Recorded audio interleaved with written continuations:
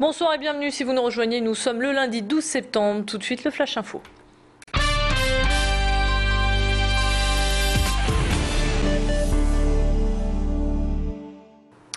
À la une de l'actualité, l'éducation. Les syndicats se mobilisent et organisent leur riposte.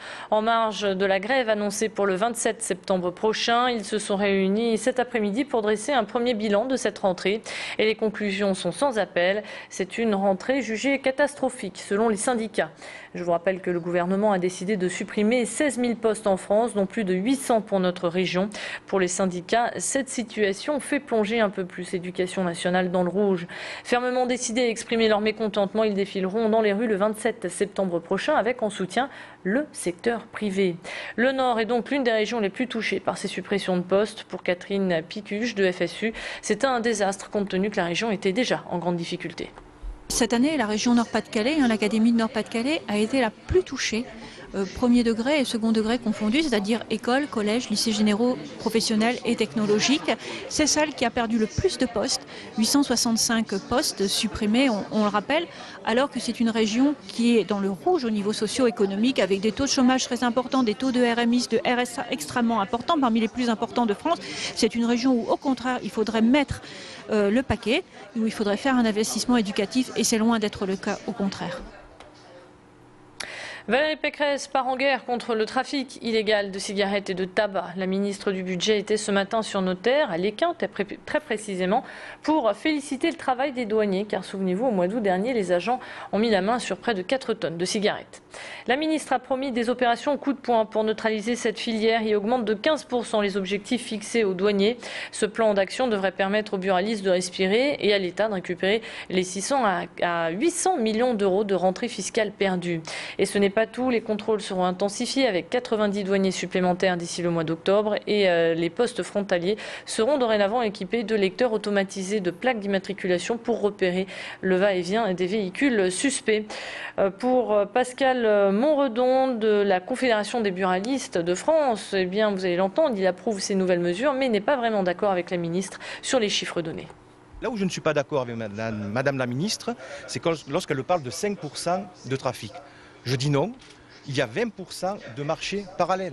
Tout ce qui n'est pas vendu par le réseau officiel constitue du marché parallèle. Lorsque Madame la ministre parle de 800 millions d'euros de pertes de fiscalité, nous parlons de 2 à 3 milliards d'euros. Elle a repris, c'est vrai, ce que nous annonçons depuis fort longtemps. Le tabac n'est pas une marchandise comme les autres. Il faut vraiment le combattre, mais de la façon la plus efficace. Les motards en colère se sont de nouveau rassemblés. Ce week-end, ils ont protesté contre les nouvelles mesures prises par le gouvernement en termes de sécurité routière, à savoir le retrait des panneaux avertisseurs de radar, la suppression de l'éclairage de nuit sur la voie rapide urbaine. En tout, pas moins de 1500 motards ont défilé entre l'Équin et le centre-ville de Lille, créant pas moins de 10 km de bouchons. Et puis les chiffres de la sécurité routière viennent tout juste de tomber. L'été a été moins meurtrier. Au national, pour le mois d'août, il y a eu moins de tués sur les routes avec un recul de 3,9%. Même constat sur le nord avec 55 personnes de tuées, les premières victimes étant les 2 roues et les personnes de plus de 65 ans. En politique, la Fédération Nord du PS a fait son université de rentrée à l'homme, une journée au cours de laquelle les socialistes ont fait le point sur divers sujets. Les tarifs de l'énergie encadrés, le logement, le non-cumul des mandats, mais aussi l'allocation d'autonomie pour les étudiants modestes. Martine Aubry, la maire de Lille, était présente, tout comme Yves Durand, le maire de l'Homme, et le maire d'Hellemmes, Gilles Pargnot. On a pu voir également Harlem Désir, premier secrétaire du PS par intérim. Je vous propose d'écouter sans plus tarder Martine Aubry au micro de Juliane Antoine et vous allez voir que malgré son emploi du temps très chargé, la candidate aux primaires des socialistes est fidèle au Nord. Ça fait beaucoup de bien parce qu'ici c'est la famille, c'est pour quelques heures. J'arrive d'Évian là et je pars ce soir sur Paris car demain je dois être dans le Finistère avant d'être à Montpellier et Clermont-Ferrand lundi.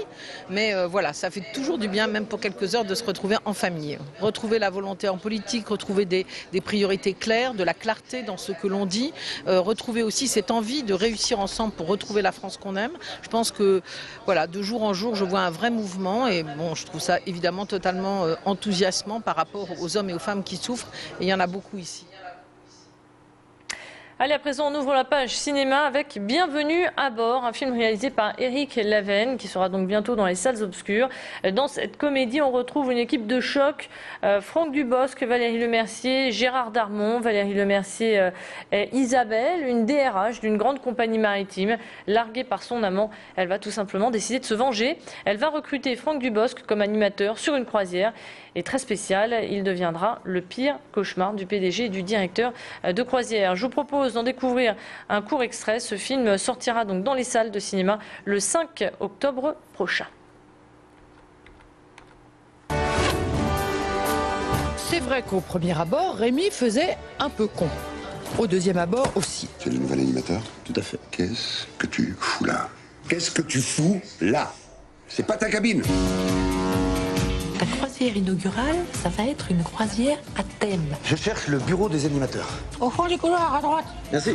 Le thème, c'est Je te pourris la vie aux Caraïbes. Il parle, le singe. Oui, je suis ventriloque. Je parle pas de ça. Le singe. Il parle, c'est pas normal. Il y a un truc.